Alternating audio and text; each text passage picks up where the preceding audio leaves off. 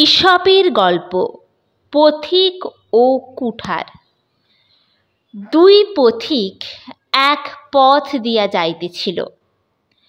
তাহাদের মধ্যে একজন সম্মুখে একখানা কুঠার দেখিতে পাইয়া তৎক্ষণাৎ তাহা ভূমি হইতে উঠাইয়া লইল এবং আপন সহচরকে কহিল, দেখো ভাই, আমি কেমন সুন্দর কুঠার পাইয়াছি।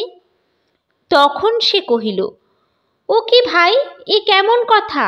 আমি পাইলাম বলিতেছ কেন? আমরা উভয়ে পাইলাম বলো। উভয়ে একসঙ্গে যাইতেছি, যাহা পাওয়া যায় উভয়েরই হওয়া উচিত। অপর ব্যক্তি কহিল, না ভাই, তাহা হইলে অন্যায় হয়। তুমি কি জানো না যে যা পায় তারই তা হয়? এই কুঠার আমি পাইয়াছি, আমারই হওয়া উচিত।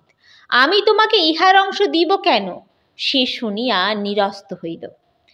এই সময়ে যাহাদের কুঠার হারাইয়াছিল তাহারা খুঁজিতে খুঁজিতে সেই স্থানে উপস্থিত হইল এবং পথিকের হস্তে কুঠার দেখিয়া তাহাকে চোর বলিয়া ধরিল।